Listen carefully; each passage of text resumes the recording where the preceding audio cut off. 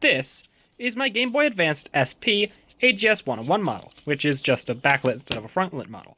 And today, we're going to be installing something that is going to make this a lot more useful to me. See, we're going to be installing a USB Type-C port. I can never find my charger for this thing, as Nintendo switched to a proprietary charger this year, so I have to find the charger specifically for this, and I can never find it. So, Type-C mod it is. Now, I bought this as a pre-made kit off of a guy off Etsy. It's a little Type-C port attached to a little motherboard. I'll put it on the microscope so you can see it a little bit better, but it just lines all the pads up so you can solder them directly in place. This is completely non-destructive. It literally just removes the charging port and solders a new one in place. This is 100% reversible. If I ever wanted to, I could desolder the Type-C and solder the original one back in. Also, a few of you may remember that on these SPs, they're the original Apple, and they removed the headphone jack.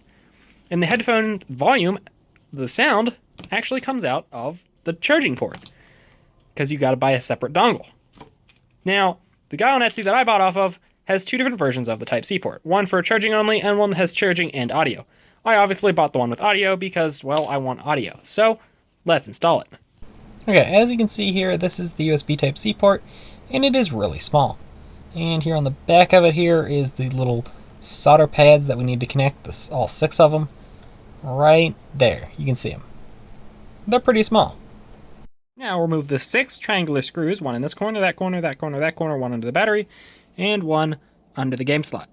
And we can get to the bottom of the motherboard, but we need to get to the top. So we need to remove that screw, and that screw. And that should be all, and we should be able to lift this out as soon as we do that. Now very gently lift the motherboard out of place. Now be careful because there is stuff still attached, which is the display, and those displays are expensive. And now, with the board fully detached, we can set the rest of the unit aside so we don't scratch it or damage it. Okay, so as you can see on the surface, we have a total of 6 surface mount legs that have to be removed, and then on the underside, we have 2 through holes that actually mount the thing. So we're going to start by removing the through holes using my desoldering gun, because that is going to make things a lot easier. So right here I'm just going to use my desoldering gun to suck out all the solder from these 2 through-hole legs, because that makes life a lot easier in the future if we just have this solder removed. As you can see here, I'm just applying some flux, which went well. However, here is where I started to mess up. I should have just used air like any normal person, but I wanted to use this new pencil I got, so I screwed up. I shouldn't have tried to solder wick this off. I've never had luck with solder wick, it just fucking sucks. Don't use solder wick, just use air, please. It'll save you so much time. Because I screwed up. I accidentally removed a pad. That pad specifically. Luckily, it looks like there's enough of a trace I can grab onto it, but that really sucks. Found the issue with doing this through a microscope. That looks like a decent sized via. Via? I don't know the name of it, actually. I think it's that. Maybe not. Who knows? But, okay. Basically, that little through hole there looks decently large on that screen until you actually look down here at the board and realize the little via I'm talking about.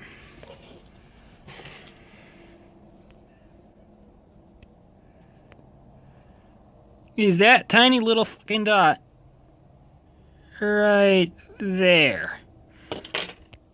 Well, that'll be fun. I guess that hole kind of gives you a little bit better idea of the scale.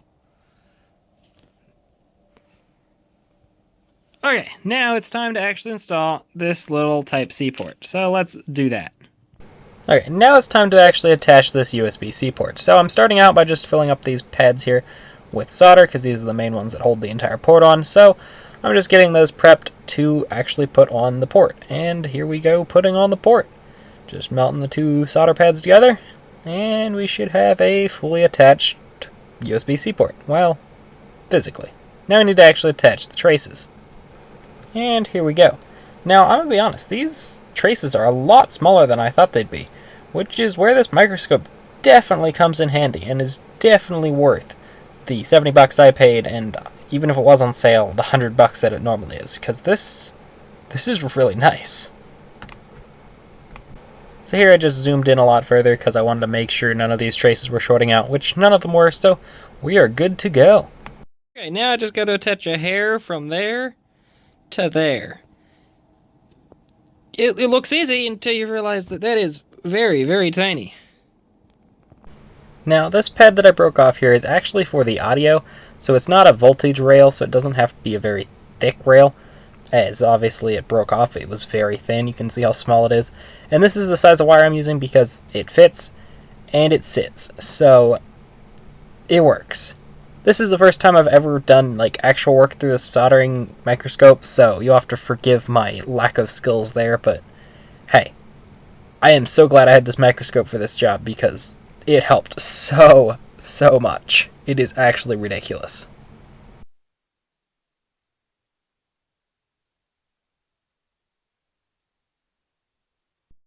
It's together.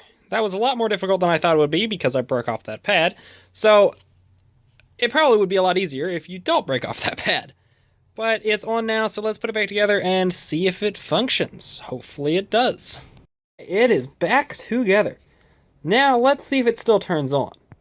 And the battery is dead, so it does. It does turn on, though we got a red light, so the battery is very low. Which makes sense. I haven't charged this thing in literal months because I lost the charger. And I didn't want to buy a new one. Also, these AGS 101 Game Boys are freaking awesome. Moment of truth. Does it actually function? Does it charge? Let's line up this Type-C and plug it in. Yeah! It charges! Awesome! So we have a fully functional USB-C Game Boy Advance SP.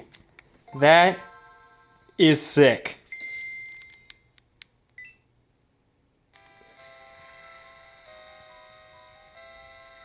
Hell yeah. Let's see if we have audio. Why didn't I hear anything? Hello? Oh, it just died. That makes sense. The battery is very dead. Let's try it again. Come on, come on. I'm not hearing any audio. That's not good. I crank the audio. Oh, come on. Come on. It does not like the fact this battery is dead. Come on. Nope, it won't even turn on now. The battery is too dead.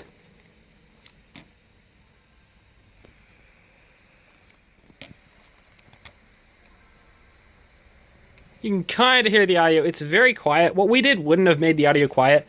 Most likely what's making the audio quiet is the fact that this battery is literally dead, and I can't charge it and use the headphone jack at the same time. So I'll have to report back later if that's actually what's the issue with that or if there's something else wrong. What we did shouldn't have made the audio quality lower. Well, audio loudness lower. It would have just made it not work at all. So I'm not sure why that's the way it is. But hey, we got a USB-C Game Boy Advance SP.